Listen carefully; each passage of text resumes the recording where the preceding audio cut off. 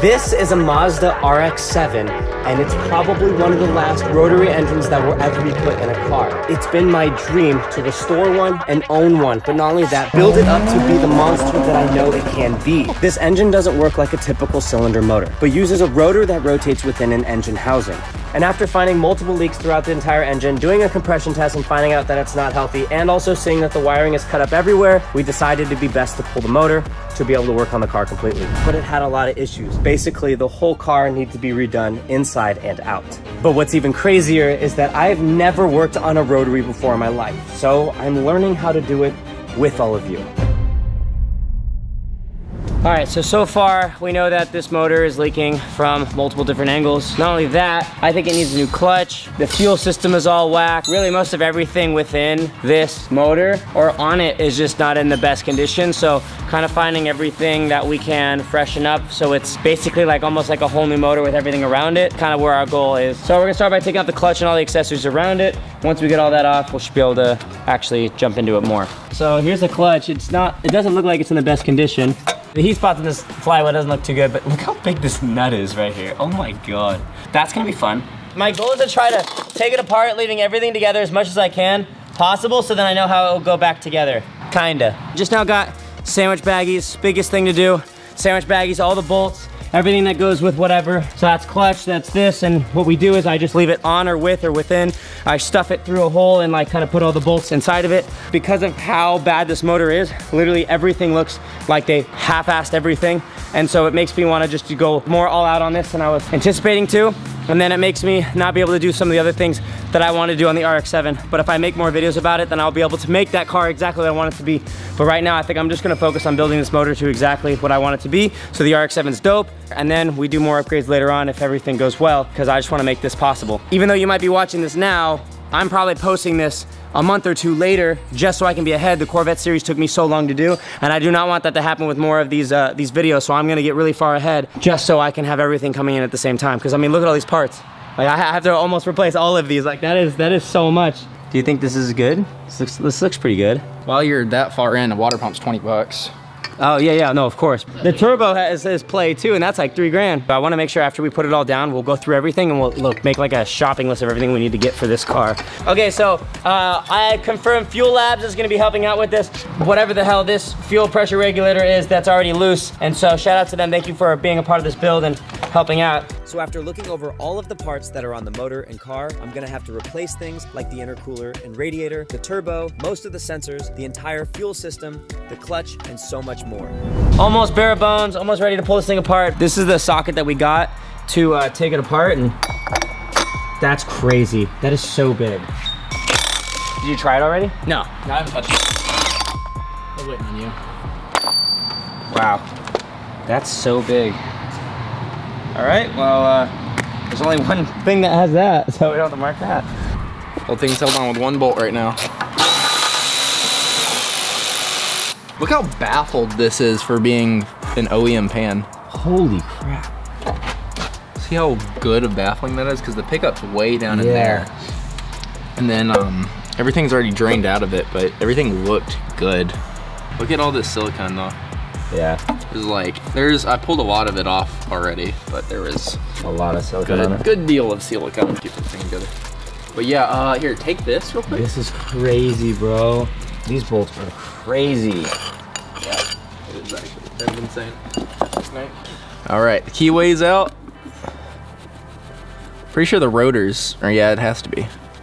It's still got, oh God, that's heavy. Holy, this thing actually just nearly pulled me down.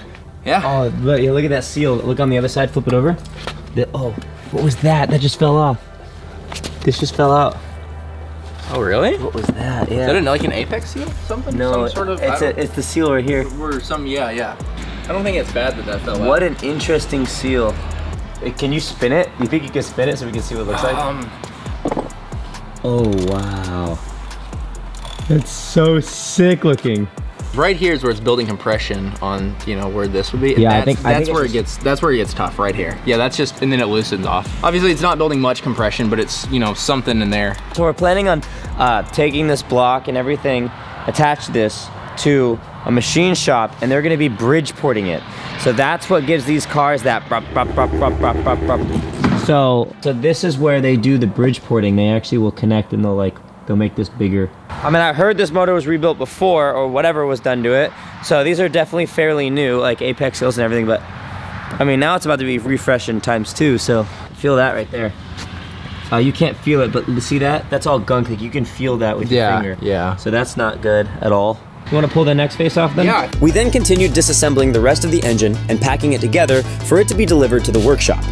So now that the RX7 motor is completely taken apart and dismantled, we've looked over all of it and we have no idea what we're looking at. So we've called Kyle Mohan. He's a professional Formula Drift driver. Not only that, he has a 1,000 horsepower rotary, and he has a shop in California where we're gonna ship all of this stuff out to get it redone, machined, as that's not something I do here. All I do is find cool cars for a good price and build them up to be awesome. I've got everything marked in blue in the paper towel that you want me to send. We'll get this packaged up and sent to you soon. I think the motor should be in good hands. Sounds good. So on my motor, I have to completely replace the rotor housing, and that's because there's a crack in the housing. If you look really, really closely right here, that's where the spark plug hole is at. And do you see that crack? Yeah, right there on that circle. Yep. And then look at this one here too. There's another one there too. I don't know what it is that created that. I don't know how this could have even cracked, but I know that I need to get new ones. And I talked to Kyle Mohan about it. We need to get new rotor housing. So we didn't send these to him because he doesn't need them. All right, so today I have Nick over. He's gonna help me figure out what this whole mess is going on in the engine bay, trying to figure out what we're gonna use, what we're not gonna use. We're probably gonna rip all of it out. I mean, overall, do you think most of the entire harness itself, even the older stuff here, just needs to be replaced? Yeah, I'd say the majority. So definitely the complete engine harness is gonna be completely redone. The chassis side of the harness. So there's basically the chassis. Is that what this is? Yes. This is the chassis? So this is all technically chassis. Oh, okay, I didn't know that.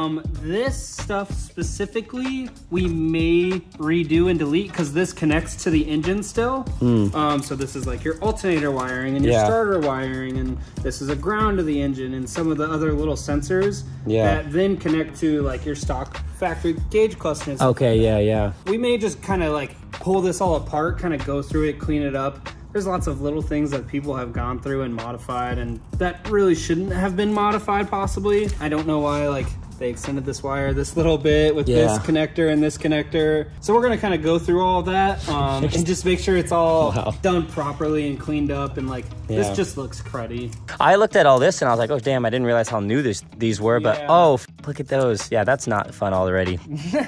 Oh my God, look at that. What the f? So this is their rye wire engine harness, which is like barely an engine I didn't notice all these cut wires in here. Oh my God. Like half of these are just not leading to anything. So with that information, I'm gonna be purchasing a brand new engine harness, so that should take care of my worries there. But for the wiring of the chassis harness, that will have to be taken care of later by someone more experienced than myself. So this is the little like battery junction basically. Yeah. And it was just shoved between all this? It was just shoved in between all that. Yeah, oh my God. Together. So that's not right. Yeah, that's not good. All right, now we're gonna go into the let's look inside. Your chariot awaits. I'm nervous. Okay. Oh, okay. It could be worse. What? That's the most insane looking ECU I've ever seen in my life. It's so tiny. It's so tiny. I've never seen an ECU that tiny. I looked at it and said, this is the ECU. It doesn't even feel like an ECU. No, I looked at it. I didn't say that was the ECU. I looked at it as like, that's not it. Yeah, and I kept going. Like I kept going and I was like, well, it's somewhere in here. I just like ignored it. I didn't ignore it as an option. You didn't even think it could do that? Yeah, I was like, that's not it. Okay, good. You're good to go? Holy shit. Looks good, huh? Oh my God. Hey, the interior looks decent, right? Oh no, the interior is pretty nice for an FD. Touch the center console right there where the shifter's at. The whole thing just lifts up. Like pick it up. Just push your finger up a little bit. Oh, yeah. There's the engine harness. That's pretty wild because it has I mean, that's just a lot. That's not a lot of wires. Yeah. To a rotary. the whole engine. Yeah. So it's about 2 weeks later now, and we have sent the motor here to Mazda Tricks. And Kyle Mohan has been working every single day on getting this motor built and ready and back out to me so we can start building this car. Mazda Tricks are the #1 distributor of parts and accessories for rotaries on the West Coast. Kyle works 10 feet away from Mazda Tricks where he builds high-performance rotary engines just like mine. Ooh! Ooh, whose is this? This one's mine. This is yours? I brought it in specifically. No way! This is crazy. You know, since you're building the 3rd gen, and you know, I literally saw the video of this and I was like, this is the craziest looking RX7 ever. Yeah, so I brought it in just so you can take a look. And it's one we built for 2017-18 SEMA, and then we had some shows with it. We're gonna rebuild it again, I think, in the near future. So Kyle told me a couple things about this motor. He said that it was originally a drag racing motor, and you were able to tell just by the rotors themselves. Yeah. So when you drop this off, everything was real dirty. I just want to point out that it was really dirty. I was absolutely surprised. There was no joke. It's probably one of the dirtiest motors I've seen in the past year or two. And so we spent a while. I ran it through the sonic tanks and steam cleaners and was able to get all of the grime and everything off. Yeah, there's your motor. Yeah. And one of the reasons that just my basic engine building knowledge would say this was like a hot rod, or I would probably say drag race motor at some point of its life, at least the internals were, because once they're cleaned up, you actually see how there's hot spots right here. Yeah. There was so much heat going through this engine that it was actually warming up the tips of the rotors. And once you get too much heat, you can lead to detonation. Yeah, so look on the camera. You can actually see it really well on the camera here. Yeah. So that's actually not supposed to be like that. It's actually supposed to be like this, where it's nice and smooth. Yeah. So this is a really, really interesting thing to see here, is that you can actually physically see the dent from the pre-detonation. And that's the one thing that these cars or these motors can't handle well, or shouldn't handle at all, is pre-detonation. So keeping the temps down, making sure that this doesn't happen, because it's not good. Basically air intake temps, lack of octane, lack of fuel, too much timing. Yeah. Any of that kind of stuff can cause it. But yeah, that is not supposed to be there. And now I'll be honest, I think in Rob Dom's video, he was like, oh, I ran one of these and it ran. And yes, we could make this work, but I didn't want to build a make it work motor. I wanted to build a nice motor that's gonna, you know, make some good notes and, you know, last a while. So we actually had to look around, because one of the other reasons I go, okay, this is hot, it had detonation, probably a race or hot rod motor, but they've also cut the apex seal grooves to a 3mm seal, which is an aftermarket modification. So they made this gap wider for aftermarket seals. Yeah, and it can be done for a couple reasons. Yeah. But basically your OEM seal would be that. Under certain situations where drag racers are trying to push, you know, well over 1,000 horsepower, tensile strength can be beneficial to be wider. Okay. But it can also be done because a seal could have gotten stuck or damaged, and then they could have tried to give the rotors a second life, and that's also very often done in racing and drag racing. That makes sense. So in both ways, I'm like, whether it was done for strength initially, or as a way to continue usage of expensive components, it is what we have now. And I wouldn't look at it as a downgrade if you put proper apex seals in there that have the proper circumference. And, you know, we were talking about it earlier.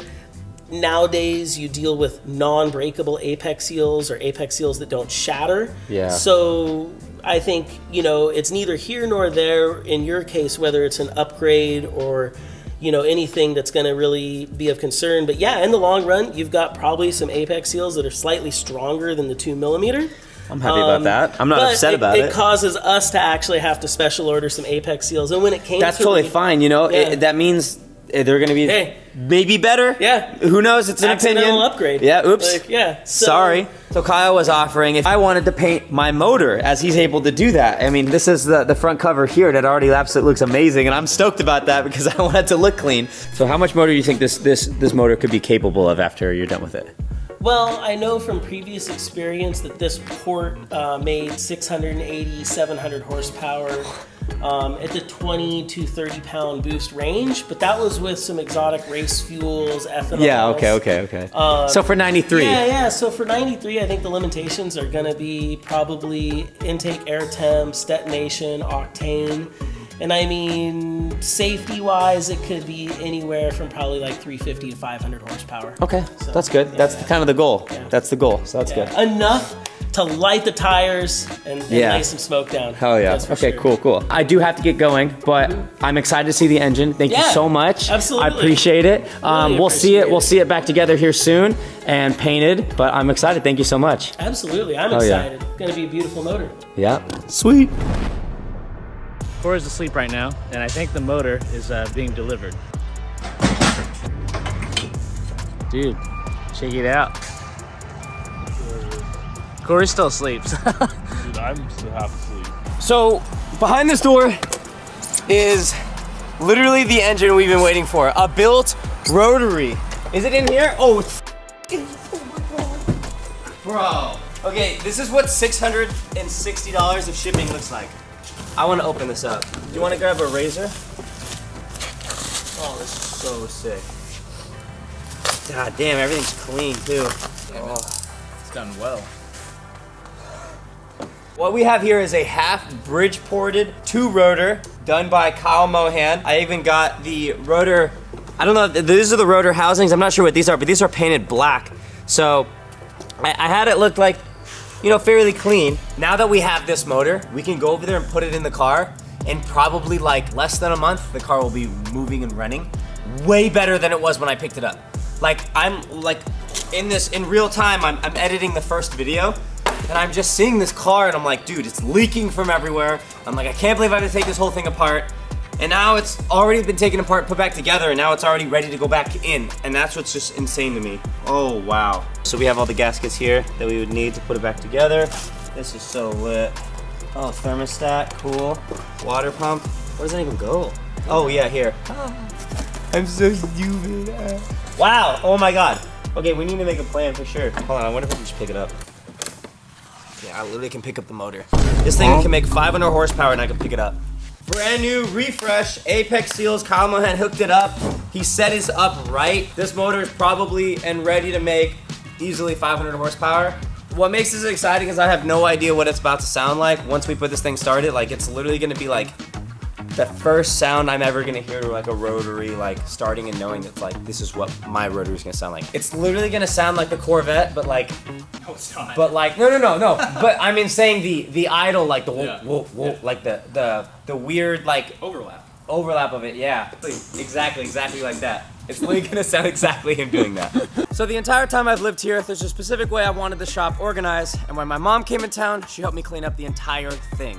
And now that this is set up, it's very helpful for me to start going after these projects, and what's even cooler is we have Nate. Nate is back. He was there for the entire Corvette series, and we are here to now put in the motor and get everything started. You know what's even crazier? We have almost every single part that we need, and we're gonna be starting by putting on the clutch and on all the parts on the motor. No late night summit runs? No, probably not. Well, we will probably. Just for nostalgia, right? Yeah. We'll go to Summit, just in case we need it. Now that we have the motor and the RX7 ready to take delivery of the motor, we have to put the clutch on and dress up the motor. So, we're gonna put the brand new ACT clutch on. Got it, thank you. Okay, you're gonna have to tell me a little bit about this because I wanna learn about it. Nice and shit. Damn, wow. My buddy recently had to change his clutch in his car, and I told him not to cheap out on it because it's one of the hardest things to reach in your car, so you want to get a good one, and that's why I go with ACT. I mean, you can see how beautiful this thing is, and I have one on my Vet. It's a twin disc clutch. Well, dual disc, I guess, is the same thing as twin, but yeah, it has the biting force of something so powerful, double of what a clutch would have. So yeah, definitely. So, and but more clamping force by a lot. yeah. Cars! You leaving? Yeah. Howdy? Bye. I'll be back. Yeah, I know. Okay. Love you, buddy. Actually, what's really cool here is Nate just showed me that they have step-by-step instructions here of how to install your clutch on your car. So look at that. For a dummy like me, can make it all come together. But we have a professional like Nate, he's gonna help me out. Make sure this car doesn't fall apart while I'm driving it, just like the Corvette. The whole thing came apart. That was my fault. So ACT was telling me about this. They're telling me that this is one of their brand new clutches that they wanted me to try out. It's a twin disc for a Mazda RX-7. It's modular, so you can buy the less extreme model of the exact same, the less extreme version, and then build up, because these things can hold up to, I think you said 1,100 horsepower. This one, I believe, is 750. This can hold 750? Yeah, which is, dude, for most wow. FDs, it's overkill, but the thing is now they're doing 1,000 horsepowers, they're doing all this Yeah. other kind of stuff, and so they've just decided to just jump in front of it. Yeah. And No, this have is something great. that can build with whatever comes next. This is the fun part. We're gonna start putting everything together now. We're unpacking. This is the fun part. And thank you so much, ACT, for supplying the clutch.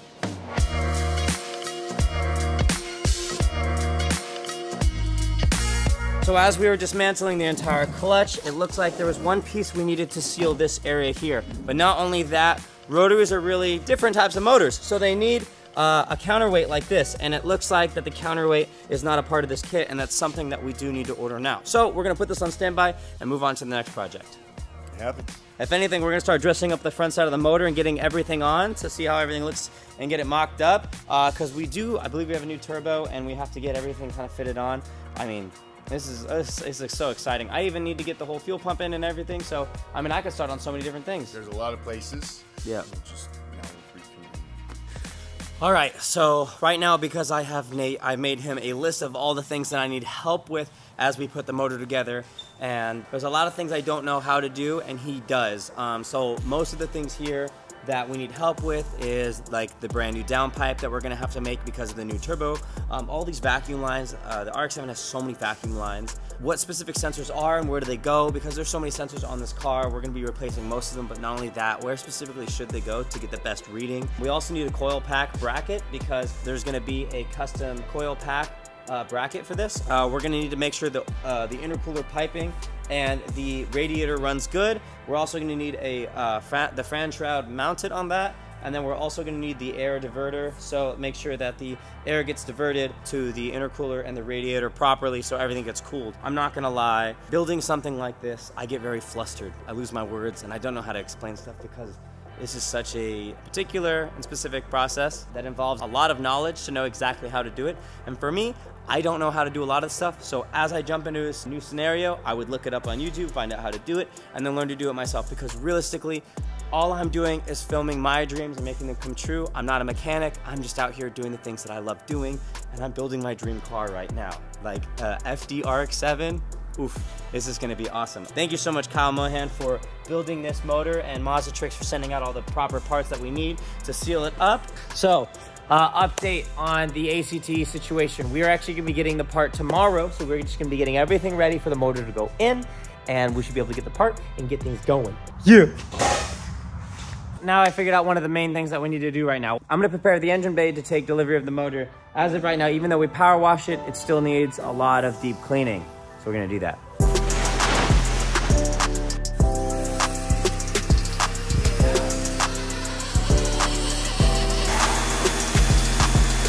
So out of all the things you see on a rotary, it's this upper intake plenum thing.